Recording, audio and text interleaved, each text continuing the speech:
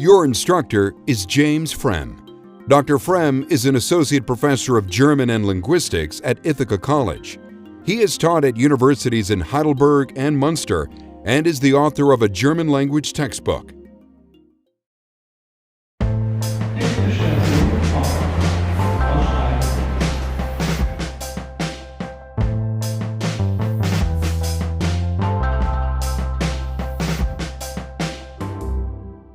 Meine Damen und Herren, hallo und herzlich willkommen. Mein Name ist James Frem. Ich bin Professor für Deutsch am Ithaca College. Ich lebe in New York. Es ist wunderbar, dass Sie da sind. So then, or as we say in German, also dann. For many of you, that was probably your first real taste of German. For others, maybe it was a reminder of the German you learned way back when, but have since forgotten. Either way, I bet you can already understand some of what I said. Here it is again. Meine Damen und Herren, hallo und herzlich willkommen. Mein Name ist James Frem. Ich bin Professor für Deutsch am Ithaca College. Ich lebe in New York. Es ist wunderbar, dass Sie da sind. And now, here's the whole thing, one last time. And this time, just listen and let the beautiful sounds of German flow over you. Meine Damen und Herren, hallo und herzlich willkommen. Mein Name ist James Frem. Ich bin Professor für Deutsch am Ithaca College. Ich lebe in New York. Es ist wunderbar, dass Sie da sind. Great, or as we say auf Deutsch in German, großartig. Also dann. And now let me welcome you again to this, the first step in our journey through the German language. By journey's end, we'll have all the tools we need to use and understand basic German, from its sounds and grammatical structures to the peoples and places that have made German the culturally vibrant language that it is today. Notice that I keep using the word journey instead of course or class. Well, that's because over the years, I've come to believe that learning a foreign language really is a journey. I mean, think about it. A journey has twists and turns, milestones and mistakes. And most of all, journeys are full of surprises. Well, guess what? That's also what it's like to learn a new language. And so I've planned our journey here with two goals in mind. First, we are going to get a comprehensive grounding in how the German language works, its sounds, its words, and of course, its fascinating grammar. Ja, das ist richtig. That's right. I just use the adjective fascinating to describe German's grammar. Because maybe, just maybe, some of you are like me. For one reason or another, we just enjoy conjugational endings and word inflections. And so, if you are a fellow grammarphile, you are in the right place. Because in our journey here, we're going to learn all of German's grammatical cases, its moods, its aspects, and most of its verbal tenses. By the same token, though, if you're someone who finds less enjoyment in grammar, or if you've ever heard someone else say that German grammar is really hard or hopelessly difficult, well, let me assure you, with me as your guide, your encounters here with the German grammar won't be daunting. We're going to discover it bit by bit, with clear explanations, plenty of examples in both German and English, and always within a functional context. By which I mean that I'm going to work all this fascinating grammar into engaging exercises that also teach you key aspects of pronunciation, vocabulary, and culture. Alles klar? For the record, we will see quite a few tables showing inflectional endings and conjugational forms. After all, this is German we're talking about. And these visuals, believe it or not, really are helpful at times. Aber keine Panik! Our journey won't be cluttered by dozens and dozens of complicated charts and diagrams. Which actually brings me to our second goal. As your personal guide, I'm going to make sure that you get all this great content in a way that echoes the unpredictable and exciting journey of learning a language in a natural setting. Let me show you what I mean. Los geht's! And just like that, we are off to Witznau, Switzerland for a tour of the Rigi. The Rigi is a mountain massif in the Central Alps. We climb aboard the Zahnradbergbahn. This is the oldest mountain railway in Europe. It takes us 1,800 meters up to Rigi's highest peak, Kulm. And we stand there in awe, taking in the valleys and lakes below, when a gentleman and his wife approach us, camera in hand, and begin talking. Entschuldigung, können Sie bitte ein Foto von uns machen? Gerne. 3, 2, 1. Vielen Dank. Bitte sehr. Diese Aussicht ist schön, oder? Ja, sehr schön. Woher sind Sie, wenn ich fragen darf? Ich komme aus den USA. Sie sprechen aber gut Deutsch. Danke. Ich lerne Deutsch gern. Und woher sind Sie?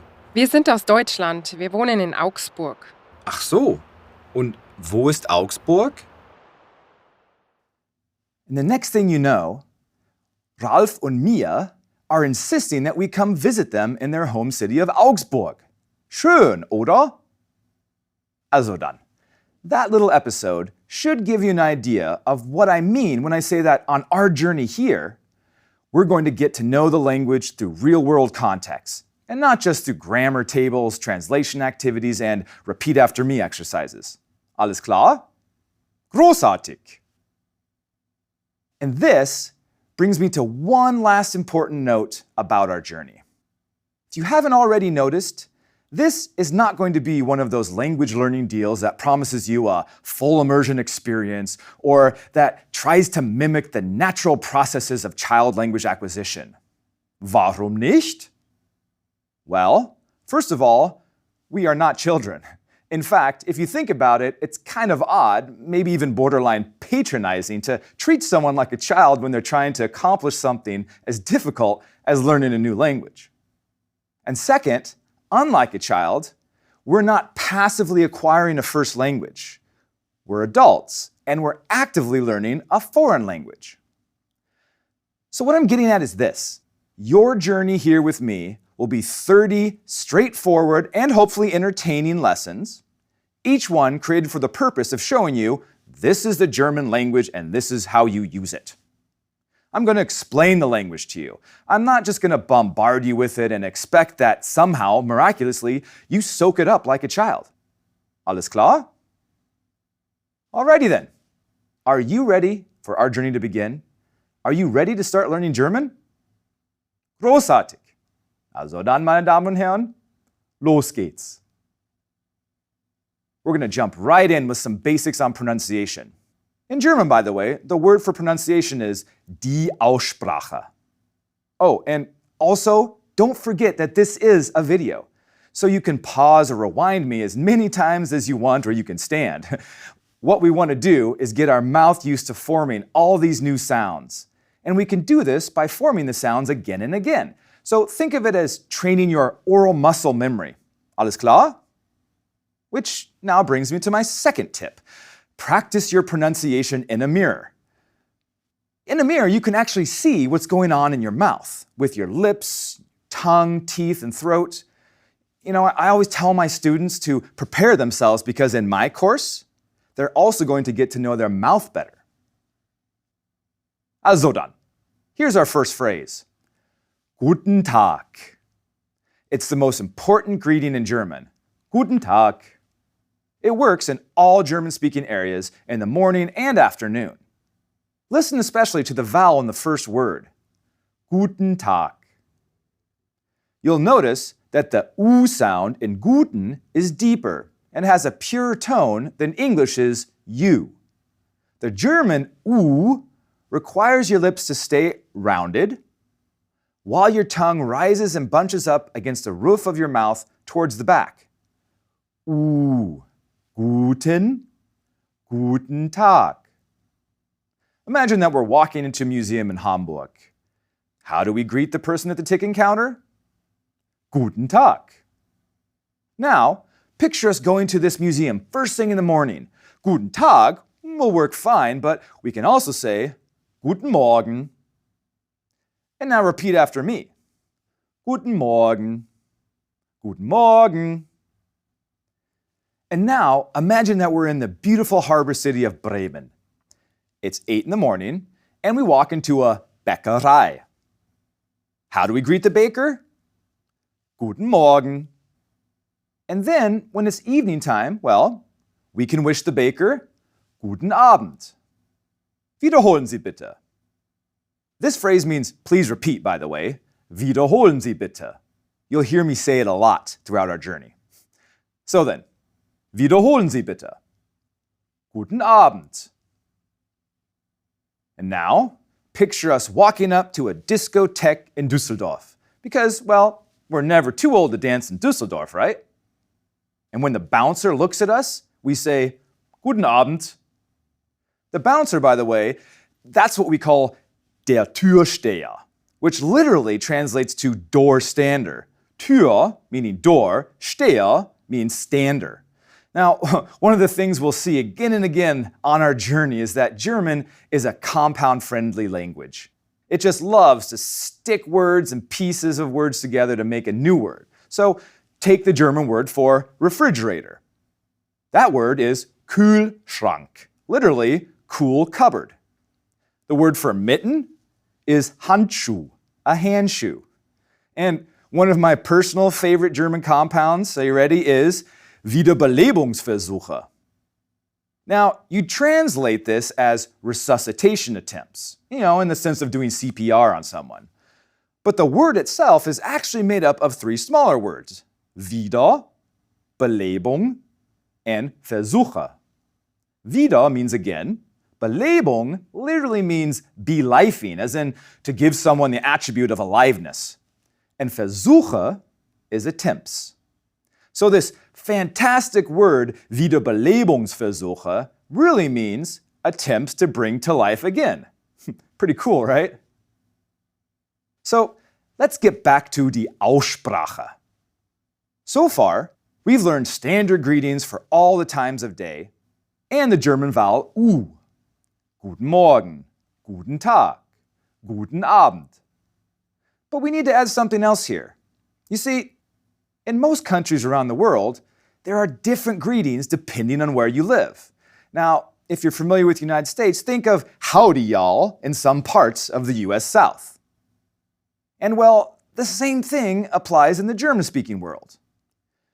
In southern Germany and in Austria, for instance, speakers prefer to use another phrase for when they greet each other.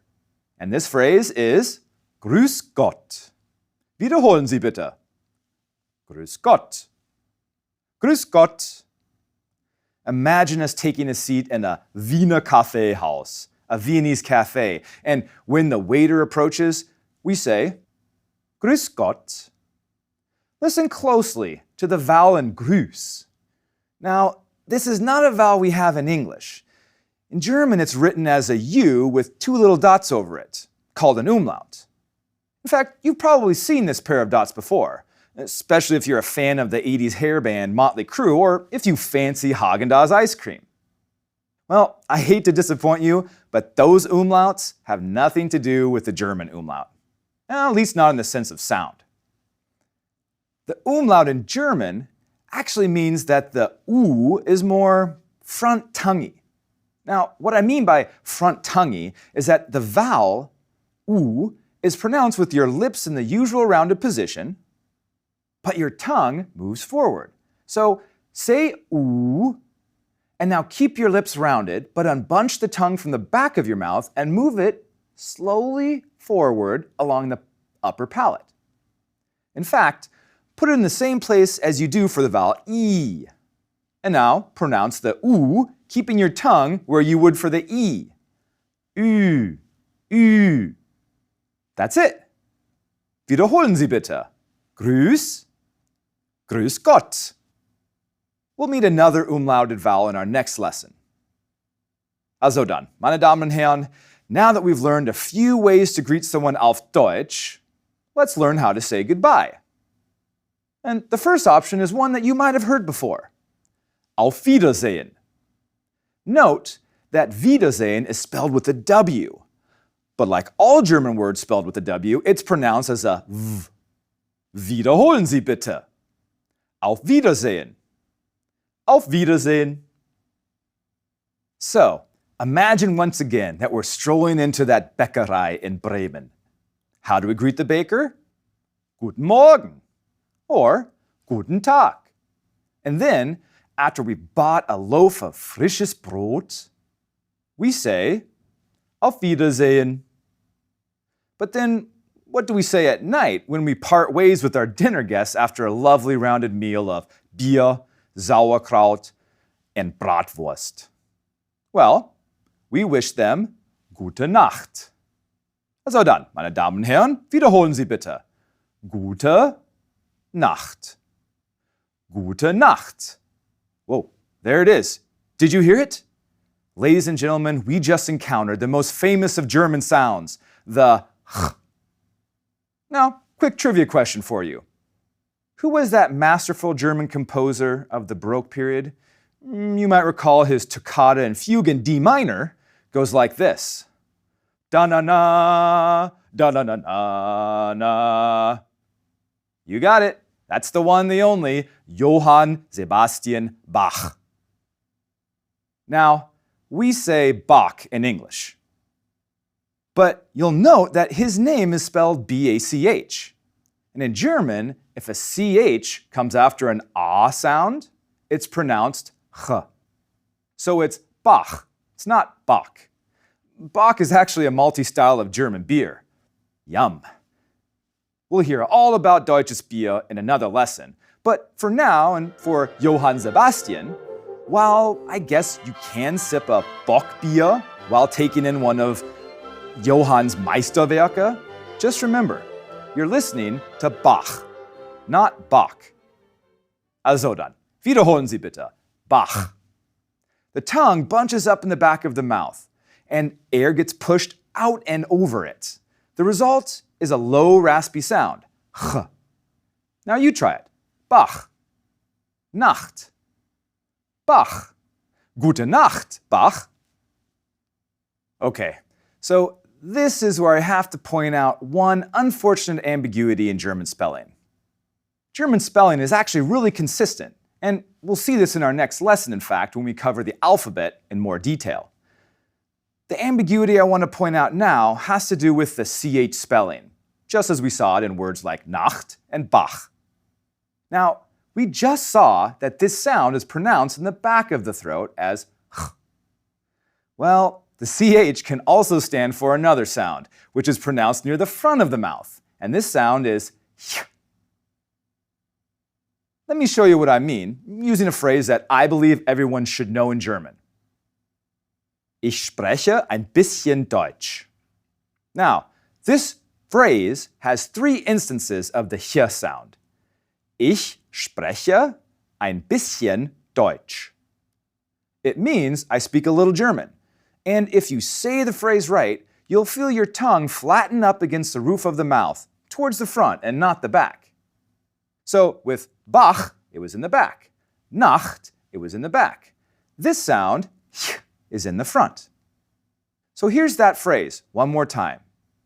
Ich spreche ein bisschen Deutsch. Ich spreche ein bisschen Deutsch. Don't worry if you struggle with this sound. I can tell you that it usually takes my students a while to get it. But one tip I can give you is to point out that English does, in fact, have a similar sound. Now, it only occurs in certain sound environments, but our English-speaking mouth does produce it. Let me show you. Check out this name in English. Hugh. Now, say it aloud yourself. Hugh. Do you hear the soft, hissy sound? At least when I say the H and the U sounds together. Shh. There it is. Now that sound is fairly close to German ch. Ich spreche ein bisschen Deutsch. All right then, meine Damen und Herren, it's time to put it all together, all the phrases we've learned so far. And here's the scenario that's going to help us do it. Imagine it's a warm summer day in München. That's Munich. And we've just spent the entire afternoon visiting a few of its incredible museums. Now, understandably, we've worked up quite a thirst. Keine Panik. Just so happens that München has about 200 Biergärten. So we walk up to a friendly-looking pedestrian and we say, Guten Tag, wo ist dein Biergarten? To which the friendly-looking pedestrian replies, Na ja, ich meine, es gibt einen tollen Biergarten gleich hier die Ecke. Whoa, that's way more German than we can handle at this point in our journey.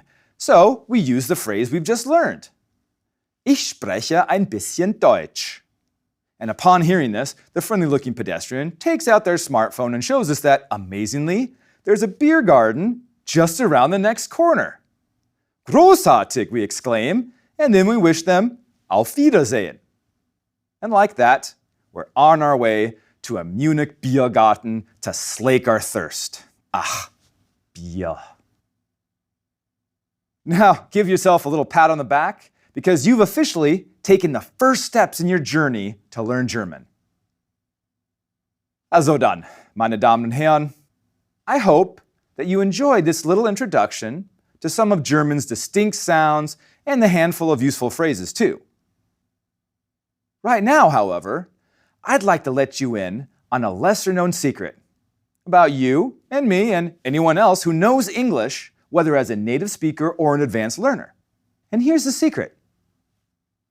Speakers of English are intrinsically suited to learn German. Wie bitte? What's that, you ask? Yes, you heard me right. Das ist richtig. English and German are what linguists call sister languages. If we went back in time, we'd see that English and German come from the same parent language.